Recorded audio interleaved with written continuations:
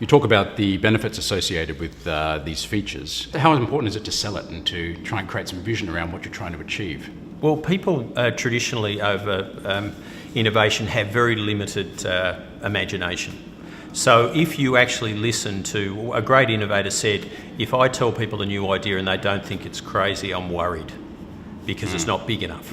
So you cannot expect any support from anyone, and the only way that you can show that it works or doesn't is actually to do it, and that's the key. Rather than to talk big, do something on a smaller level, actually do something. Proof of concept is the key to everything. Many people dealing with projects will be used to loading the project up with heaps of features, but what you're saying is less is more. Is that really the case? It's absolutely fantastic that you brought that up, because in 1997, imagine, and I pride myself on being a marketer and innovator, if you had come to me and said, hey, Nokia's got 100 different styles of phones, but someone else is going to bring a phone out with one model and they're going to have nearly half the market in 5 years, and Nokia is going to be selling their building in Finland to keep going. If you could have won a lot of money off me, I would never have believed that. But what iPhone and iPod have done is they've met the fundamental question for all innovation. Does this make what I'm using faster, easier, or better? People get very fixated on the fact that the public love their product, they love the company, they're very focused on their company and they're into them. Well, no, sorry, they're not. Because if you listen very carefully, about 10 years ago, you could have heard a collective thump of 100 million Walkmans being dropped into cupboards and 100 million doors being shut, having never seen them again, because the day that the iPod came out, when it was faster, easier, better, then nothing, history doesn't matter. And that's what Nokia learnt the hard way. I could never have predicted that myself. And most innovations, contrary to popular belief, and we find researching people in innovation, most people do a backstory after they've become successful. That most people, and I'm talking over 80, even 90%, actually have had success without planning it, but they've recognised something, got onto it, and gone on from there. Okay. So what are the other attributes that are important to consider, as well as focusing on a smaller number of outcomes? Well, one thing that is a big thing is incongruity. Opportunity always lies in incongruity, and what that means is the difference between the way things are and the way things the customer wants. One classic example of that is when you're going to the mailbox and putting a stamp on a letter and you mail it, and 3 days later it gets to that person, another 3, etc. If someone said, imagine if I could send something to someone and it took 5 seconds, not 3 or 5 days. And another innovation point is that if you ask, what is the core and essence of something? What is X? And in this case, someone said, what is mail? And mail is one individual address going to another individual address. That's all it is. And it shows something about disruptive technology, or when there's incongruity and when you have a huge step up, is that the process can never exceed the design. So when you have disruptive technology that changes that difference between what people want and what exists, that you cannot keep up doing an old system. And this is a struggle. For example, with the mail example, it doesn't matter how fast they drive the vans or how fast they sort the letters, they can't compete. It's a done deal. And people like Kodak had a real struggle with that. Kodak was at the peak of its success. Electronic cameras came in and they actually tried to convince people to get a camera that they took pictures and then had to take the card and get it processed by Kodak, because they still hoped things would stay the same, even at that level. And as you know, they've gone into a Chapter 11 or bankruptcy because of that. So the incongruity is recognising it, adapting to it, and hopefully riding on that bandwagon to the new way of doing it, or else be left behind. And in the case of, with people taking 6 weeks to go on a ship, say from Australia to London, etc., when aeroplanes came in and people said, I would like to do this in 2 days, not 6 weeks, that incongruity, what did the people who ran the ships do? Instead of going, no, we'll keep hoping things will get better, because regardless of how internally they managed the service and the food. It was irrelevant. In fact, you could have rude people on the planes and people would still catch them.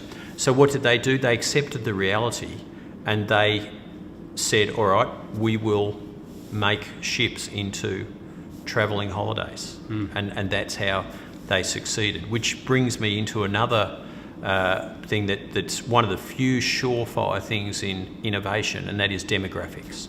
So when the shipbuilders looked at after the Second World War and people coming home and having children, that they knew that the ageing population was going to grow in size, they had superannuation, they had money, that they would have money, and a secure environment like a ship would be good, and that's why they've done very well in what they've done with the ships. And talking about that sort of thing, demographics is one area where you can actually predict what's going to happen. And one of a famous thing that Peter Drucker did was after the Second World War, when the children from that war were 5-6 years old, he went to all the major universities in America and he said, you need to increase the size of your universities by 3, 4, 5, 6 times what they are. Most of those universities just basically laughed at him. They said, for the past over 100 years we've been like this, why would we do that? And he said, I'll tell you why. He said, because we have done an American-wide study, and the 70% of parents want their children to have a college education, and out of those 70%, nearly 90% have already started a college fund. He said it's a fait accompli. They're 3 or 5 years old now, but in 10 and 15 years you will do that. Now Berkeley listened to that and became one of the most powerful universities in America in terms of, you remember in the 70s and the late 60s, simply because they accepted that. So demographics is one area in innovation that is the only one that is an absolute surefire thing. Okay. I'd like to talk about customer input. Now, Steve Jobs, for example, wasn't a big fan of asking the customer what they wanted because his view was that they didn't really know what they wanted. So in terms of getting to that end state, is it a leap of faith on the part of the company? That is a fantastic question, and I'll give you a classic example that include a couple of these areas. The first is the unexpected success or failure, and a lot of people, I believe, know the 3M story of the man who actually inadvertently invented Post-it notes. The plan was to make the toughest glue in the world, and this is very typical. I mean, for example, Teflon, which DuPont made billions of dollars on, was created when a man in the DuPont workshop was trying to make a glue, and he saw the test tube, broke it open and thought, why is this slippery? So that was created through an accident. But in the case of the Post-it notes, so what happened was the glue didn't work, and the gentleman took it and put it on his Bible things and so on. But then they said, well, hey, maybe we can sell this, maybe we can do that. And they went out and tried to sell it. Nobody would buy it. And now, if you listen to the customer, they'd say, why would we buy it? We can get scraps of paper ourselves. And the guy said, you know what? No, I don't think so. So what he did is he targeted a building in Minnesota, and he went into that building, and every floor of the building, they handed out free Post-it notes. And they said, just use these as much as you want. And within weeks, there were sticky Post-it notes all over the place. And then he came next door, and they're in the building next door, and then the other side of it and all that. So in that case, that yes, the customer often does not know what they want. I mean, for example, another classic example which brings in a lot of the factors of innovation. So as you know, the Simpsons is a $1 billion industry. So how did the Simpsons start? What did they go and put a huge amount of money in? And no. What happened was Rupert Murdoch used to support, through Fox TV, small projects, and one of them, of many, was cartoonist who was doing this show. So Tracy Ullman said, as is typical of an innovation, limited resource, limited money, specific market, etc. She did a little 3-minute bit at the end of her show showing the Simpsons as this cartoon family, and Rupert Murdoch recognised that people liked it. They came in and said, we like that and we want that. But if you'd gone out and said, here's a multi-billion-dollar industry, and you went down the street before the Simpsons came along and said, look, I've got a guy who's lazy, childlike, and just continually tries to get out of work. He's a terrible parent. and he's petty and pathetic and hates his neighbours, you know, do you want to watch that show? And do you think it's worth $20 billion? Well, you know, the customer doesn't know what they want in terms of predicting that. So with the post-it notes, again, if you're an expert in your field, if you believe it has the potential to work, again, it's proof of concept, testing on a small area, and if it won't work on a small area, it'll only replicate to be a failure on a bigger area. It's that test. How important is it to include the customer in the product development cycle? Should they be a key part of it? Well, the problem is if you do have to spend millions of dollars producing a product, that's a challenge, and that's an area. But having said that, studying many cases of in many industries, very rarely do you have to do that.